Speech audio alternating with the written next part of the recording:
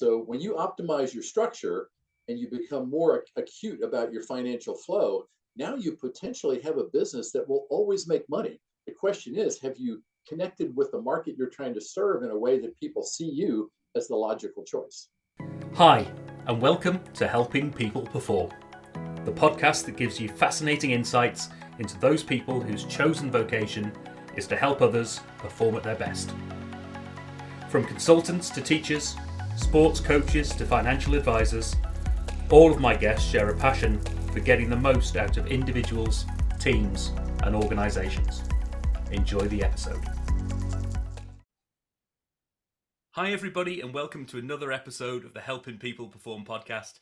Delighted to be joined today all the way from the States. We've got business and executive coach, president and founder of Growth Source Coaching, and another podcast host, host of the Business Wingmen podcast, I believe a tandem project with your son as well. So Absolutely. Welcome to the show today, Steve Smith. Thank you, Paul. Thanks for having me. I'm really looking forward to it. Oh, absolute pleasure. And I know we've had a great chat prior to this and lots to cover, I'm sure, as we go through here. But we always start with a bit of backstory. What got you to where you are today? It was what I would consider kind of a serendipitous journey, meaning a lot of the things that propelled me forward in my career, I didn't necessarily see coming in the moment. Right. But I enjoyed a very, very good 30-year career in a rather large industry here in the United States and pretty much other parts of the world called the consumer products industry. Yeah. And worked for 4 very large corporate entities and did well. Ended up out here on the West Coast. But in 2008, it just kind of all came to an end. I think for a lot of industries and people at that time, there was a lot of transition. I certainly was done with the travel, way too much of that, 18 years worth of that. Yeah. And so I really at that point said, you know what, there's got to be something else that is a better match for me, something I could personally feel just totally energized about. Problem is, I didn't know what that was. And after kind of milling around in networking forums on a local basis, I ran into a woman whose job was to help former large company executives figure out what a good small business model match for them would look like. Right. She was the one who introduced me to coaching. Yeah. And after I kind of got familiar with it, got certified in it, I ended up buying a franchise, a very small franchise. Loved them, loved their whole philosophy. Problem was they just weren't big enough to make it. I mean, in the franchise space, if you're not at 400 or 500 franchises, either domestically or US and Canada, it's going to be tough. And at the height, these guys were like 28 franchises. So in March of 2011, they filed bankruptcy. And I was either left with trying to find a job back in my industry, which is where a lot of other people went, or pursue what I had already decided was my future calling. So I kind of privatized all the information I'd gotten from them, and I set up my own shop. And it was the best thing that ever happened to me. I mean, in the moment, I'm sitting there thinking, oh my God, all the money that I lost buying into a franchise that went bankrupt. Yeah. But as it turned out, it could not have been a better move. Right. Wonderful. So that's how I kind of got to what I'm doing today. and I know from our previous conversations, this wasn't necessarily your first business that you've had. Your first one goes back to quite a number of years ago, doesn't it? Oh yeah. When I was a kid, when I was 9 years old, I had already had this entrepreneurial spirit. I mean, of course, we grew up middle class family. My dad was pretty fiscally responsible, and his whole idea of training us up was basically, if you want it bad enough, you'll go find the money to make it work. And so we did a lot of jobs. We were always looking for ways to make money. And I was playing with some kids across the street, and I saw this lady, the next door neighbor lady, lugging these giant like parcels of old newspapers and magazines out in her backyard and then piling them up and leaving them there. And I went over to her and I said, why are you putting all this stuff out here? I mean, it's raining on it. It really looks bad. It's a big mess. She goes, I'd love to get rid of it, but the trash people won't take it. So I walked across the street and I thought, I wonder how many other people have the same problem. So that next week, I started recycling newspapers, old newspapers and magazines. And at 9 years old, I mean, I was making 10 times as much as the allowance I was getting from my parents every week to just do chores around the house. Yeah. So the kind of entrepreneurial spirit at that point was born in me. The problem was I just never knew where it would really manifest itself in later life. Yeah. But at 52, it showed up there, and I'm glad it did at that point because it was the right time and the right place, and I was ready for it. Yeah. Well, having a 9-year-old myself, I know that not all the children have that entrepreneurial spirit, as we say. I remember a story a few years ago now, actually. It must have been about maybe 4 years ago. So my son was still fairly young, and I said, right, we had a big oak tree in the back garden at the time, and the acorns were falling down, massive bumper season, just causing a right problem in the back garden. It was just far too many. And I said to him, Right. I'll give you 1 pence for every acorn you pick up. There you go. Wow. Let's see. And there were hundreds of these things. He could have made a fortune. I think after about 40 minutes, he had 23 pence. Oh my God. He was just picking them up. He was fascinated by them, taking apart and having a look. But yeah, it's what as you grow and as you get more of an idea as to what money means to you and what drives you, you start to get a real idea as to what you're willing to do for that money, isn't it? It's a Well, and the other thing, and I constantly have to remind myself of this, but I grew up in an era pre-internet, pre-cell phone, pre-technology of any kind. yeah, Okay.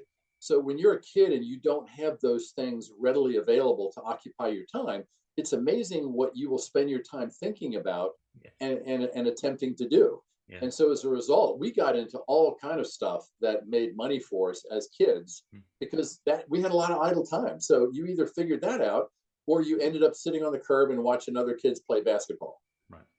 Oh, wonderful stuff. So tell us a bit more about what you do today. Who do you help? How do you help them?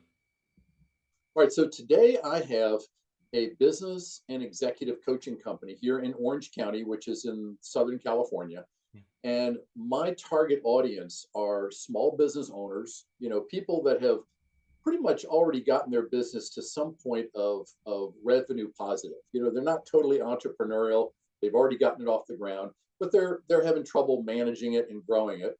mm, On the other side, I work with company executives, people at the director, VP, C level who are embedded in larger companies and are just having difficulty kind of owning that role, being confident in driving what they're supposed to do in that role.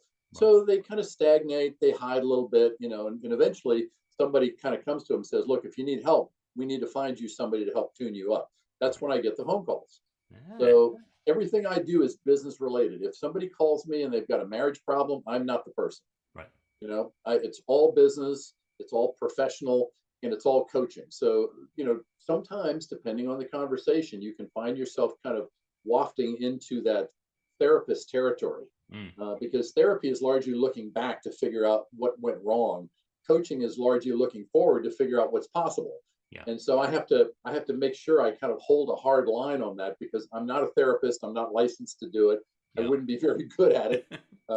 But business is it's life and business. Those two kind of intertwine. So Yeah. you have to kind of help clients kind of focus and work on the things that are going to genuinely help them going forward. Yeah. And quite often, I speak from personal experience here and from experience of a lot of people I know, particularly in the small business sector. The reason you're going and off on your own and having a business in that is so connected to the lifestyle that you want to have and the life that you want to give to your family Absolutely. as well. Yeah. That and one of the industries I came out of was notorious for people leaving the industry as an employee and starting up their own business as a potential customer of that industry because it Right. was a kind of a B2B industry. And I saw a lot of real well meaning, knowledgeable people jump over that fence. Mm, And when they got over on the other side and they realized, oh my gosh, I'm responsible for the revenue. I have to generate the money to pay for the business I've started, the employees I've hired, yeah. the service I'm providing. It just changes completely. And unfortunately, a lot of them either didn't think about it or didn't see it coming. Mm, And that's usually what causes them to kind of wash out. right. And you mentioned earlier about the business models and helping people with that. That sort of. What does that typically look like for your clients, and what do you bring to the table to help them with that? Um, I'm a big proponent on being really fiscally observant of how your business runs.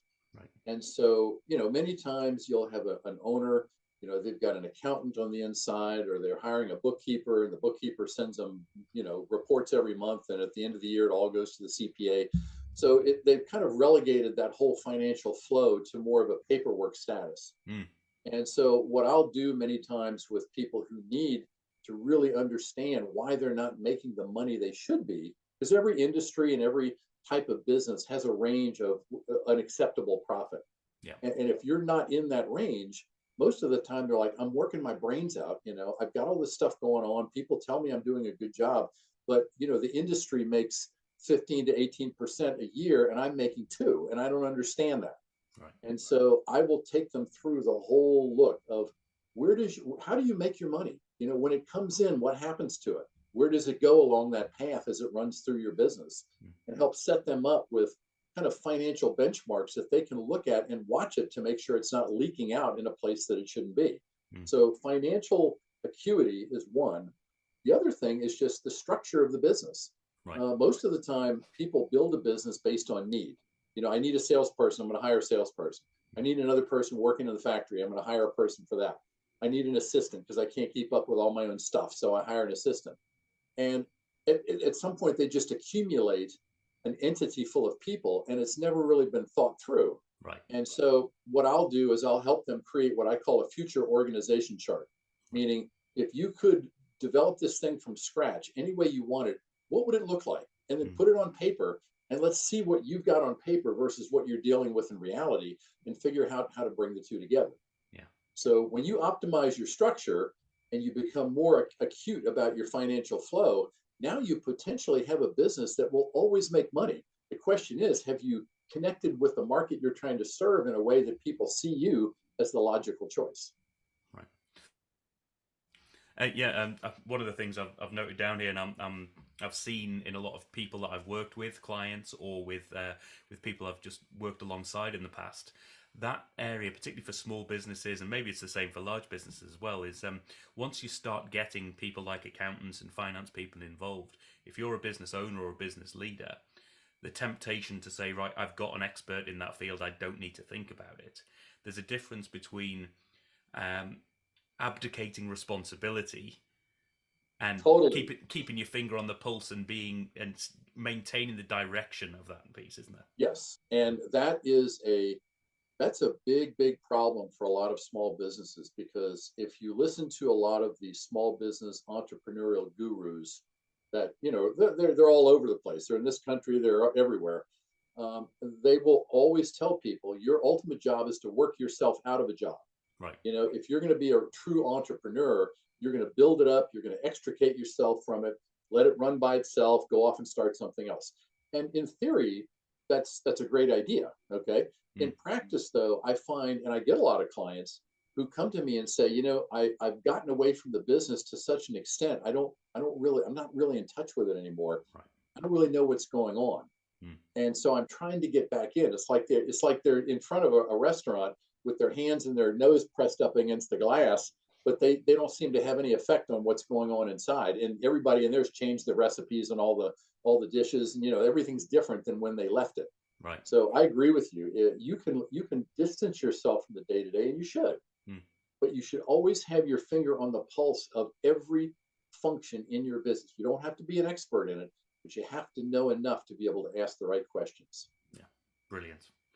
And this is probably the reason for the success of shows like Undercover Boss as well, isn't it? Because it's good entertainment when you see that, and Right. some really crappy disguises as well in some of those bits.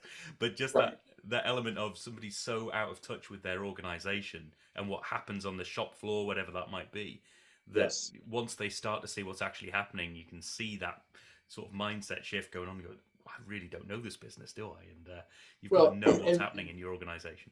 right. And the only way to really, to the best of anyone's ability, to insulate yourself from that problem is from day one to have a real clear vision about what your company is to the marketplace and where it's going, Right. what its ultimate destination looks like. And then from there, make sure you're cultivating a culture in that company as to this is how we operate.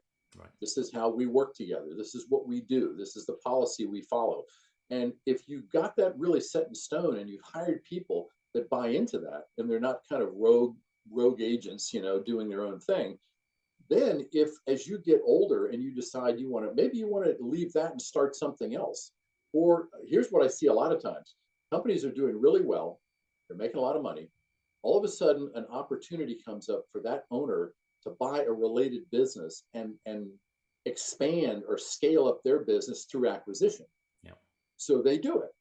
Now they're spending all their time in the new business, learning it, learning the people there, trying to figure out a way to plug it into the one they have. Well, guess what business is having to finance all that? Yeah. It's the business they started. It's the one they've left. And so many times I see that happen. And because they're not tethered enough to the core business that they're trying to bolt the new one onto, while they're building the new one up, the original one is starting to decay. Right. So it's a little bit of a balancing act, but if you do a few of the right things early on, you can insulate yourself from having that kind of disaster later on. Right. Oh, wonderful. And the other thing I wanted to touch on the podcast that you do. I mean, obviously, I'm in the world of podcasting. I like to Right. hear people's things, but you talk about business wingmen. That's your podcast, and not only that, but you're co-hosting it with your son, Travis, I believe. Yes, I was doing this with another colleague for a couple of years, and he got to the point where he wanted to retire. He wanted to move to another state, and so he left, and I was sitting there thinking, okay, what do I do with this? And just about the same time, my son said, hey, I'd like to come on and be your co-host. And so I thought, wow, this is really cool because we have, I mean, obviously we're two different generations. He's got his own business. He does very well with it, but he brings a little different perspective to a lot of the professional subjects that we talk about, leadership and management and hiring and how do you deal with conflict in the workplace. And we have all these kind of topics. So we kind of banter back and forth and talk about them. And it's very conversationally driven, but tell me if I'm wrong about this, but I've done my research. We're the only father-son podcast on the internet today. Right. And so, we try to blow that up a little bit because it's a little unusual, but it's a great way for me to work with him without us actually being in the same business together. Yeah. No, it's so common that people have that sort of generational organization, or you come in and you're there and you start brought into the operations and you brought all the way up, but to have that business connection whilst also having separate businesses, I think that's a great way of keeping your independence whilst also working together and building that relationship there. It's fantastic. Right, it's working for us. So we just launched episode 102 yesterday. So I feel like we're starting to get into some legitimate territory because we passed the 100 mark. Well, congrats on that. That's some milestone. Thank you. And so if I was to shift it around a bit and say, how do you get help with your performance? Where do you go that helps you perform at your best? Actually, right now, I'm part of a coaching organization here. It's predominantly California driven, but it's an association of coaches, and we get together. In fact, we just had a retreat a couple of weekends ago. I'm in a small group of 4, and so we met off site for a whole weekend, and we just dove into our individual businesses and came up with a lot of brainstorming and things like that. But the online association is constantly throwing out ideas and tools and things like that, and so that's a great resource because it gives you a chance to see what other people are doing. Right. It doesn't necessarily mean that what they're doing is what you should be doing, but it does give you an idea of just how wide this field is and how many different approaches people are taking to try to deliver the same outcome for their clients. Yeah, definitely. And it's the whole purpose of this podcast was this theme of others who help others perform. Once you start peeling the skin back, there's so many different ways. And even if you just get into coaching, it's like business coaching, as you say, marriage coaching, executive coaching, lifestyle coaching, all sorts of different areas that it covers. And it's important to find your niche as well, isn't it? And yeah, I didn't come up with this, but I adopted it once it was explained to me many years ago.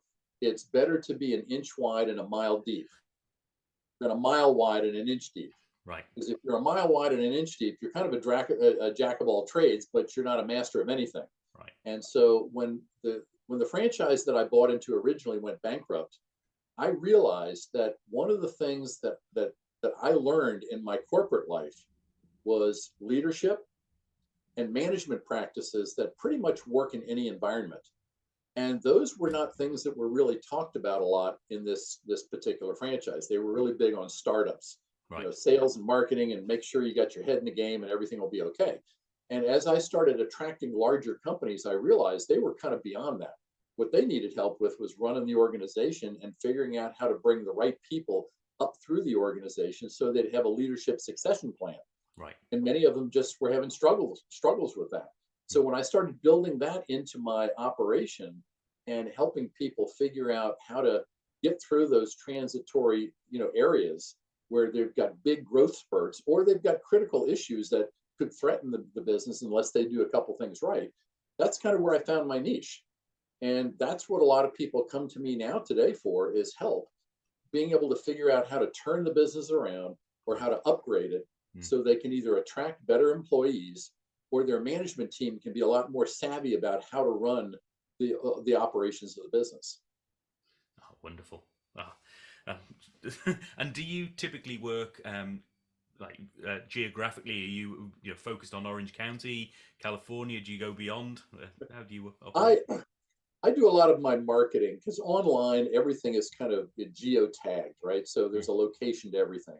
So much of my marketing is Orange County based, but I have clients in related counties, in other states. I'm still working with a company that's located in Majorca, Spain. Nice. I've had clients from Canada. Actually, several years ago, it's been a while now, but I had two different companies I was working with. Both were located in the UK. So as long as people can speak English, and most everybody does to some level, I can help them. There's probably only a few company or countries where I have not had exposure before. Interestingly enough, Latin America was one of them. I haven't worked with anybody in that continent, Mm. but every other continent, including Northern Europe and even some parts of Russia, I have worked with companies over the years. Oh, fantastic. And so let's ask this question then: if you were able to use your skill set to work with or help any sort of individual, team, group, organization, who would you want that to be? Okay, this is going to be really controversial. Okay. Good opening. Yes. If I had the access and the opportunity to sit and work with an individual, I would pick our former president, Donald Trump. I think I've heard of him. Yeah. Yeah. He he really had some genuinely great ideas about how to improve our country, but his delivery and his just his interpersonal style when it came to talking to the public or talking to the media or things was just atrocious, and pretty much is what killed him off, in his ability to get reelected. Right. And if I could sit with him and talk to him about tuning up his delivery so that it was more in keeping with what I know is in his heart, then he would have been a much, much better public figure and would not have created the sheer amount of divisiveness that we lived through for much of his presidency. Right.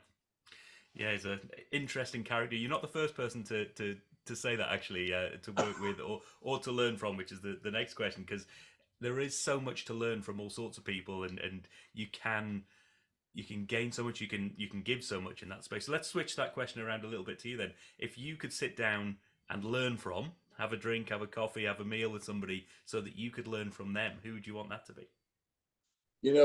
One of the people that I follow today on the internet, because I just love his perspective on how he sees things, and I believe he's from Canada, but his name is Simon Sinek. Oh yes. Mm. And he's well known in certain circles. My Yep. son and I follow him pretty much on a regular basis. But I just really enjoy how he explains things and how he looks at things and Yeah. the way he's able to kind of go below the surface and talk about some of the core issues that create what we all see and live with, in our work environments. He would be one I would love to spend dinner with and really just pick his brain and get some insight from him. That would Yeah. be the guy. Yeah.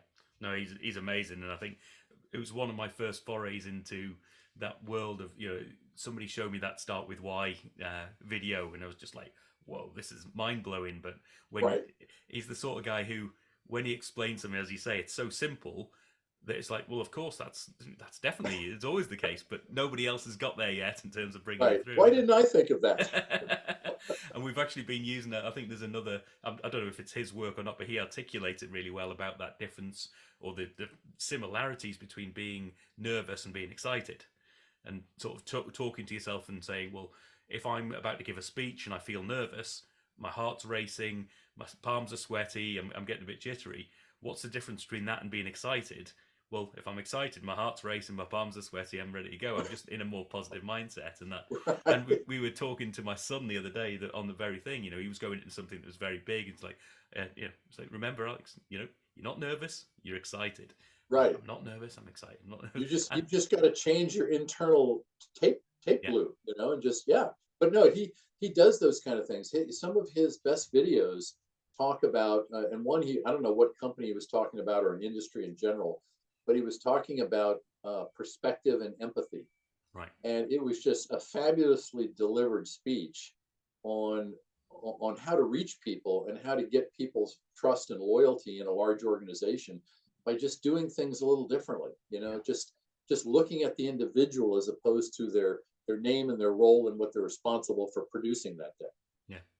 Oh, wonderful. I'd like to join you at that meal. See where the conversation goes. I'll ask him if he'll eat with Ah, two. good man. and and finally, then, how do people find out more? How do people get in touch? Where do people find the podcast, and how do people find out more about your organization? The best place to learn everything you need or want to know about me is just to go to my website. It's growthsourcecoaching.com. I've got lots of videos on there, articles. My podcast is also embedded in my website. Yep. If you want to go to the podcast site, it's businesswingmen.com. But what we found just through looking at our own analytics is because we're tapped into so many other podcast platforms, like Apple and Google and Spotify and all that, people just pick it up wherever they tend to live for all of their music and their other podcasts. So it doesn't matter where you go. If you just type that in, you'll find us. Yep. But the Growth Source coaching site is really the best place to go. And if after you look at everything that I talk about and the stuff I write about, if you feel like I'm somebody that you could potentially work with, my phone number's on every page. My email is in the contact section.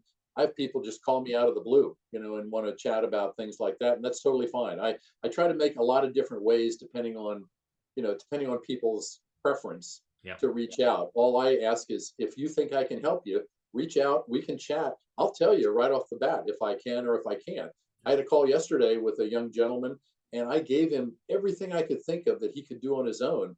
And I said, go out and try it. Yeah. Spend 3 or 4 months working on it by yourself. And if you really feel you can't do it by yourself, call me back and we'll work something out. Yeah. But I really ultimately want people to succeed because they've figured out what's the best route for them. And if I'm part of that, that's the place to find me. Brilliant. And I've said this before on other episodes as well. Most, if not all, of my guests say something similar in terms of do reach out, come get in touch, drop me a line, set up a call, whatever it might be, and just actively encourage people to do that because so many of us think, man, maybe it's not for me, and maybe that's not the right thing. Have a conversation. If it isn't, Yep. as Steve's just said here, it's people, particularly coaches, I find, are very good at saying, actually, this isn't the right fit. I can add value, but this sounds like that's not your challenge, or that's not my area of expertise. And Once everybody's had this happen, but once you go through a couple of client relationships that you look back on and realize, wow, that was a disaster. The problem was I wasn't good enough to see that in advance. right, Once you start developing that sixth sense about what the client needs, kind of what they sound like they're willing to do, and whether your style will actually help them or not, it's real easy to say, you know what, I know exactly what you're looking for, but I'm probably not the best person for you. Let me help you find somebody that will work, with your style or what you're actually looking for. yeah, And to me today, that's as important as signing up a client because if I know that person will ultimately succeed some point in the future, I'm going to get a call from them saying, hey, I remember our call and I've got a friend who I think you could work with. yeah. And so the longer you stay in the game, the more this stuff ends up kind of circling back to you. Yeah. Oh, it's wonderful stuff, Stephen. I've loved the conversation, and I think you're doing some great work and a brilliant example of how to take experience from a different industry, make that shift, and then make it work for so many people as well. So, thanks so much for being on the show today, Steve Smith.